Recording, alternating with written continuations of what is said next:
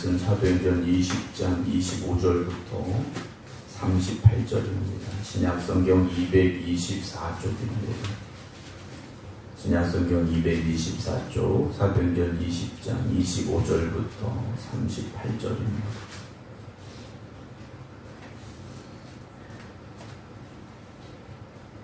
보라, 내가 여러분 중에 왕래하며 하나님의 나라를 전파하였으나 이제는 여러분이 다 내 얼굴을 다시 보지 못할 줄 아노라.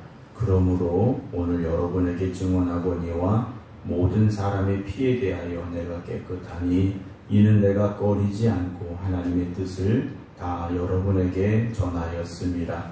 여러분은 자기를 위하여 또는 온 양떼를 위하여 삼가라. 성령이 그들 가운데 여러분을 감독자로 삼고 하나님이 자기 피로 사신 교회를 보살피게 하셨느니라. 내가 떠난 후에 사나운 이리가 여러분에게 들어와서 그 양떼를 아끼지 아니하며 또한 여러분 중에서도 제자들을 끌어 자기를 따르게 하려고 어그러진 말을 하는 사람들이 일어날 줄을 내가 아노라. 그러므로 여러분이 일깨어 내가 3년이나 밤낮 쉬지 않고 눈물로 각 사람을 훈계하던 것을 기억하라. 지금 내가 여러분을 주와 및 그 은혜의 말씀에 부탁하노니 그 말씀이 여러분을 능히 든든히 세우사 거룩하게 하심을 입은 모든 자 가운데 기업이 있게 하시리라. 내가 아무의 은이나 금이나 의복을 탐하지 아니하였고 여러분이 아는 바와 같이 이 손으로 나와 내 동행들이 쓰는 것을 충당하여 범사에 여러분에게 모본을 보여준 바와 같이 수고하여 약한 사람들을 돕고 또 주 예수께서 친히 말씀하신 바 주는 것이 받는 것보다 복이 있다 하심을 기억하여야 할지니라. 이 말을 한 후 무릎을 꿇고 그 모든 사람들과 함께 기도하니 다 크게 울며 바울의 목을 안고 입을 맞추고 다시 그 얼굴을 보지 못하리라 한 말로 말미암아 더욱 근심하고 배까지 그를 전송하니라. 아멘. 할렐루야. 토요일 새벽 하나님 앞에 나와 기도드리는 모든 성도 여러분들과 온라인으로 함께하고 계신 정정희 집사님, 김근호 권사님, 정봉 권사님, 김준문 장로님, 박정순 권사님, 김성자 권사님, 임승자 집사님, 허도식 권사님, 이미경 권사님, 유경 권사님, 김혁 권사님 주님의 이름으로 축복합니다.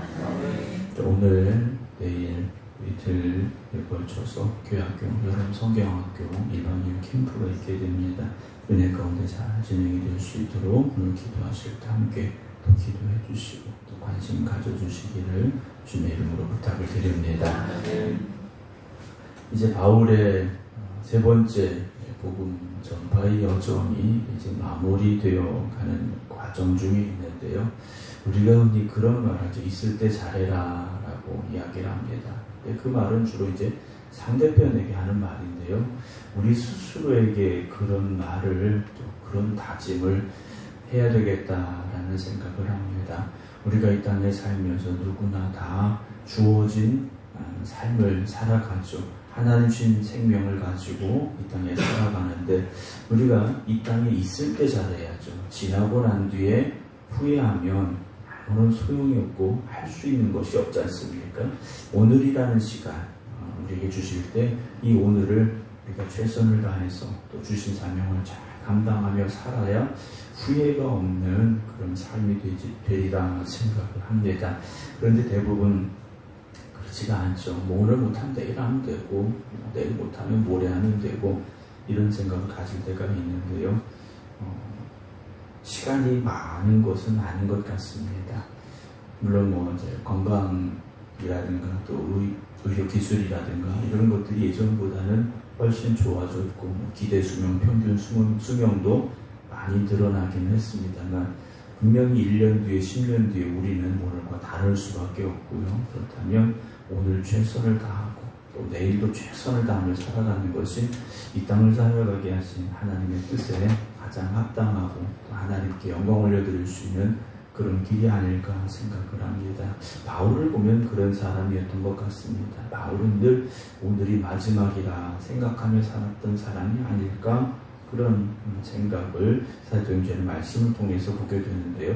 더 넓게 본다면 초대교회 성도들은 거의 그랬던 것 같습니다. 주님이 오늘 오시리라는 생각을 가졌고, 그래서 오늘이 마지막이 아닐까라는 그런 각오를 가지고 신앙생활을 했던 것 같습니다. 제가 어렸을 때만 해도 많은 분들이 그런 생각을 가졌죠. 주님 언제 오실까라는 그런 생각, 또 기대, 또 그런 어떤 거룩한 두려움을 가지고 살았는데, 요즘은 종말에 대한, 주님의 다시 오심 재림에 대한 생각은 그리 하지는 않는 것 같습니다. 그만큼 우리의 열정도 식어져 버린 것 같고, 우리 그런 갈급함도 사라진 것은 아닐까라는 그런 걱정과 또 두려움이 찾아오게 되는데요. 오늘 25절에 바울이 이렇게 말하죠. 에베소에서 온 장로들에게 이렇게 말합니다. 보라, 내가 여러분 중에 왕래하며 하나님의 나라를 전파하였으나, 바울이 전한 건 다른 거 아니죠. 하나님의 나라, 예수 그리스도가 우리 구세주가 되심에 대해서, 복음에 대해서만 말했는데, 이제는 여러분이 다 내 얼굴을 다시 보지 못할 줄 아노라 그래요. 바울이 성령으로부터 들은 말씀이 있는 거죠. 이제는 다시 이들을 살아서 보지는 못하리라는 그런 마음가짐을 가지고 이들에게 말하고 있는 거죠. 그러니까 유언인 겁니다. 26절에 그러므로 내가 여러분에게 증언하거니와 모든 사람의 피에 대하여 내가 깨끗하니 이는 내가 꺼리지 않고 하나님의 뜻을 다 여러분에게 전하였다라는 말을 합니다. 모든 사람의 피에 대하여 내가 깨끗하다라는 이 말은, 바울은요, 복음 전하는 그 자기에게 주어진 사명을 최선을 다해서 감당을 했다, 완전하게 감당을 했다라고 당당하게 지금 말하고 있는 겁니다. 그러니까 여러분들 가운데 누가 멸망에 빠진다 해도 이건 바울이 내 책임이 아니다라고 말할 정도로 힘써 복음 전했고, 그리고 누구에게든지 가서 복음을 전했더라는 거죠. 아까 말씀을 드렸습니다만 우리가 그런 후회가 없어야 됩니다.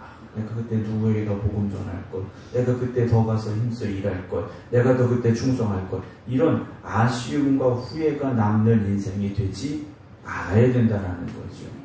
바울은요, 복음을 전하여서 죄인들이 깨우치게 하는 복음 증거의 책임을 완수했다라고 말할 수 있는 겁니다.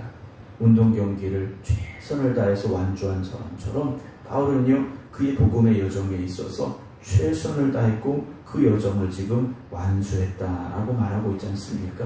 물론 저나 여러분은 아직 과정 중에 있습니다. 과정 중에 있지만 언제 우리의 이 삶이 끝날지 모르지 않습니까? 그렇다면 오늘의 최선을 다하고, 정말 우리가 이 땅에 있을 때 우리에게 맡겨진 사명을 잘 감당해서 바울과 같은 이런 고백을 할 수 있어야 되지 않을까라는 생각을 합니다.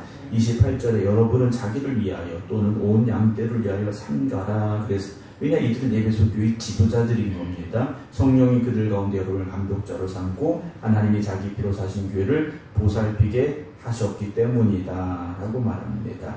내가 떠난 후에 사나운 이리가 여러분에게 들어와서 그 양떼를 아끼지 아니하며, 또한 여러분 중에서도 제자들을 끌어 자기를 따르게 하려고 어그러진 말을 하는 사람들이 일어날 줄을 내가 안다라고 말해.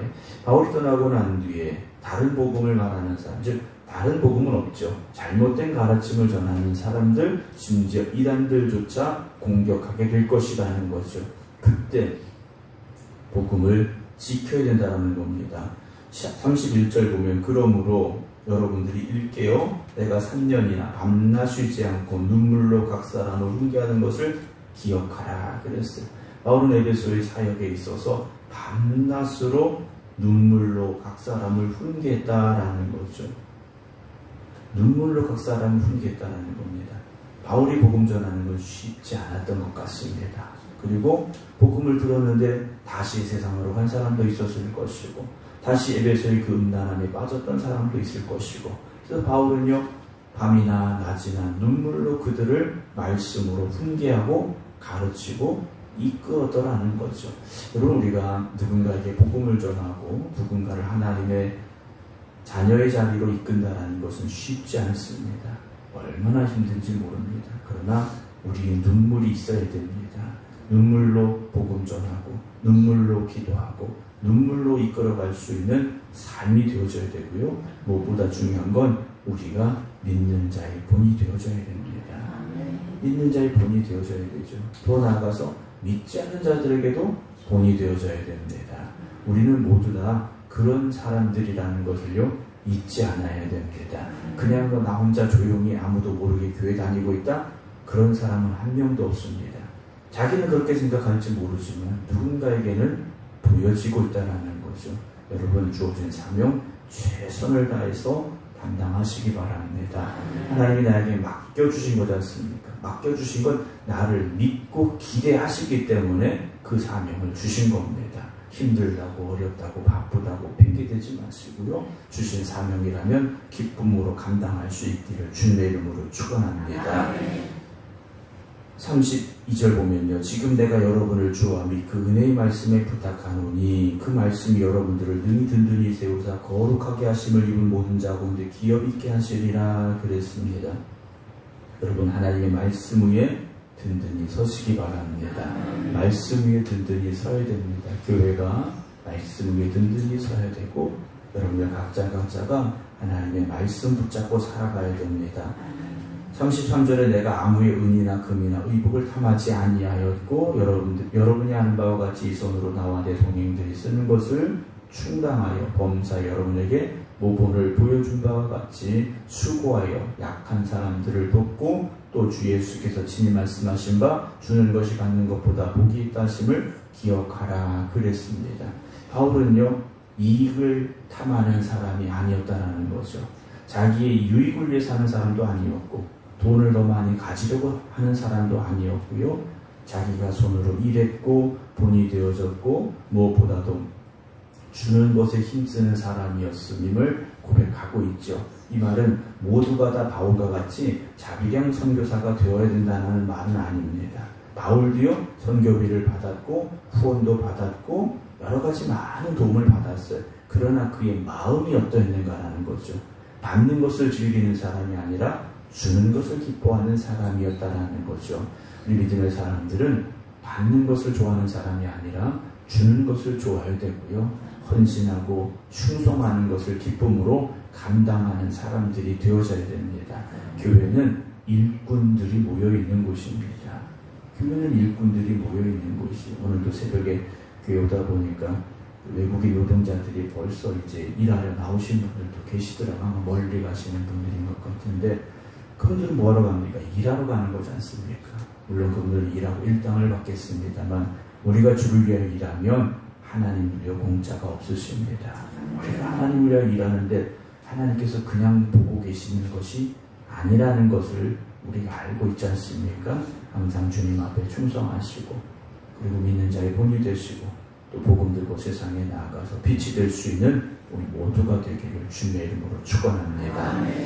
바울이 이 모든 말들을 이제 전하고 난 이후에 36절에 이 말을 한 후 무릎을 꿇고 그 모든 사람들과 함께 기도하기를 시작합니다. 기도 없이는 되지 않습니다.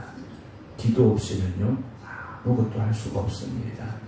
기도 외에는 다른 것이 없다고 주님도 말씀하셨고요. 기도가 시작이고 기도가 과정이고 기도가 끝이라는 것을 잊지 마시기 바랍니다. 기도로 한다는 건 하나님의 뜻을 구하는 것이고 하나님의 뜻대로 행하겠다라는 결심이지 않습니까? 주님의 일은요, 교회 일은 기도 없이는 안 됩니다. 기도 없이 하면 분명히 문제가 생깁니다. 항상 모든 일을 행함에 있어서 기도하시기 바랍니다. 심지어는 저는 그렇게 생각해요. 교회 와서 청소하실 때도 기도하고 청소하시고요. 왜냐? 청소하는데 뭐 기도까지 해야 됩니까? 하실 수 있어요. 그런데 그렇지 않으면요, 그 짧은 시간에도 어떤 일이 생길지 우리가 알 수 없다는 거죠. 밥할 때도 그렇고 제 생각에는 그래요. 우리 모든 성도들이 주님의 일을 행함에 있어서는 항상 기도하고 준비함으로 기도하고 기도함으로 행하고 기도함으로 마무리하고 항상 기도가 있어야 됩니다. 이들이 기도하고 난 이후에 다 크게 울며 바울의 목을 안고 입을 맞췄어요. 왜 그렇습니까? 38절에 다시 그 얼굴을 보지 못하리라 한 말로 말미암아 더욱 근심하고 배까지 그를 전송했다라고 20장의 말씀이 끝나고 있습니다. 헤어짐이 이제 아쉬움이 있고 다시 보지 못한다라는 안타까움이 있겠죠. 오늘도 보고 내일도 보고 그러겠습니다만 우리는 언젠간 다 이 땅을 떠나야 될 사람들이지 않습니까?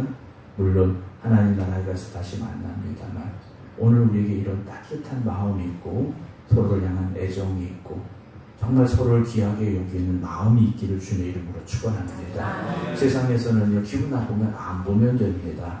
모든 것을 안 보면 되지 하면 돼요. 그러나 교회는 그렇지 않습니다. 교회는 하나님 앞에 가는 그날까지 함께 가야 되는 사람들이지 않습니까? 우리가 서로를 향한 사랑을 가지고 또 애정을 가지고 또 격려해주고 위로해주고 힘이 돼주고 때로는 훈계하고 또 이끌어줄 수 있는 그런 우리 생극교회가 되기를 소망합니다.